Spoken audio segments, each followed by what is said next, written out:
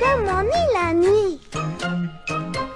Tous les oiseaux du voisinage, réveillés par son doux ramage. Une pensée à eux. Chaque année, des milliers de personnes se branlent sur leur test de QI et meurent avec. Depuis pas mal d'années, donc on va dire presque 120 ans, les esprits logico-mathématiques se branlent avec leurs résultats de test de QI. QI. On va pas arrêter avec cette vanne. Tu es intelligent. Je te trouve intelligent. Tu devrais faire un test de QI, t'aurais certainement un bon score. Et c'est exactement ce que je dirais à une personne si je me préparais à l'enculer.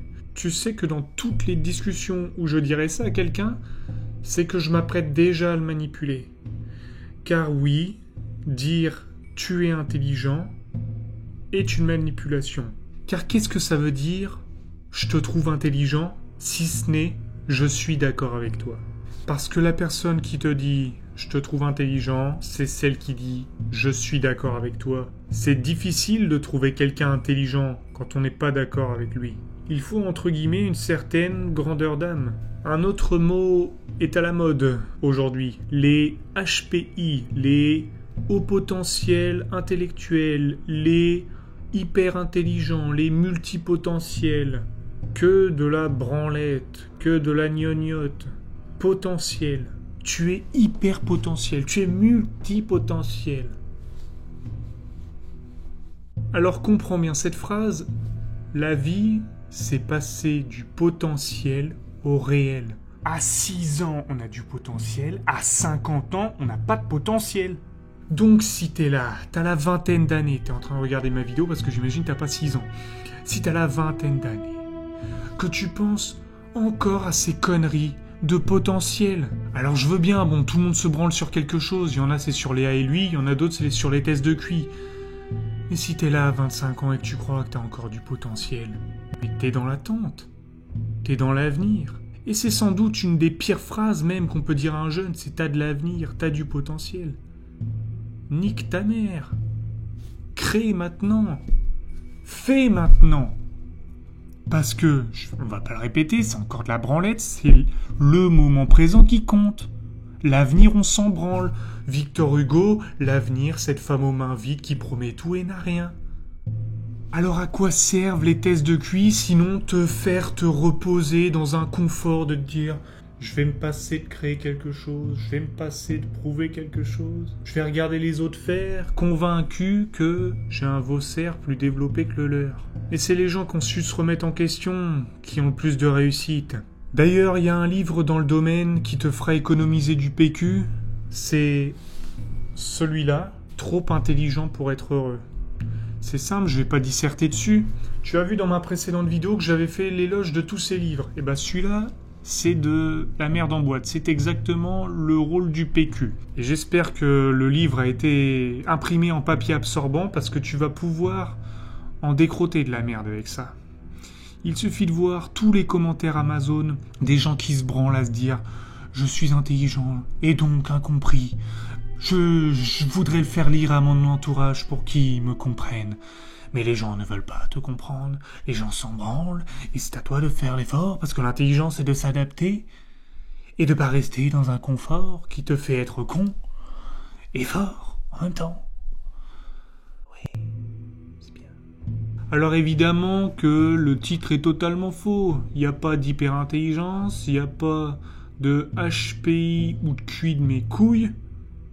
Parce que même si t'as un bon score, à quoi ça sert? À quoi ça sert? Qu'est-ce que l'Institut des quotients intellectuels te prône à part te dire tu es intelligent, donc comme j'ai dit la phrase au début, tu es intelligent, donc je suis d'accord avec toi. Je suis d'accord avec les réponses que t'as apportées.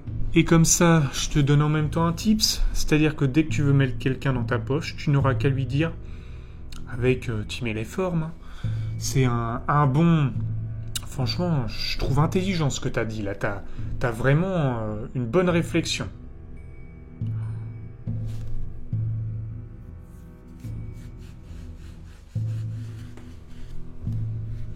Et maintenant qu'on a déconstruit le QI, je vais te donner les différentes définitions qui peuvent t'aider. L'intelligence, c'est quoi? C'est s'adapter à son milieu, à son entourage. L'intelligence, comme dit Nietzsche, c'est connaître toute chose au mieux de son intérêt.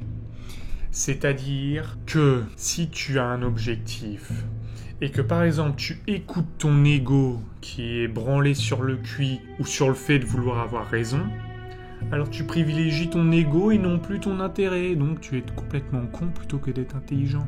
Car si tu te comportes de la façon à obtenir ce que tu veux, là, tu optimises ton intelligence et donc ton adaptation.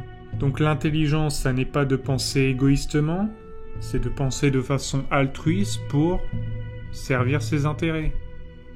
Car, si tu ne le sais pas encore, toutes les relations amicales, familiales, n'importe quoi, sont faites d'intérêts. Toutes les relations sont faites d'intérêts.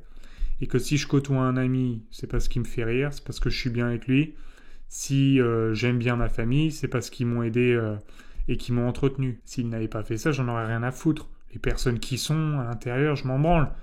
C'est l'attitude qu'ils ont envers moi. Est-ce qu'ils m'aiment? Est-ce qu'ils s'occupent de moi? Est-ce qu'on se marre bien avec eux? Le reste, rien à foutre. Je finirai donc cette vidéo en te disant aussi que si tu es encore convaincu de ta connerie et tu continues à te branler le cerveau avec ces conneries, va cracher ton jus de cerveau ailleurs avant de nous en foutre plein les yeux. Et aussi, demande-toi encore, si tu es le plus intelligent de ton entourage, c'est que t'es vraiment con pour pas encore en changer et côtoyer des gens intelligents. Car seuls les cons parlent des cons. Seuls les cons se plaignent des cons. À la semaine prochaine.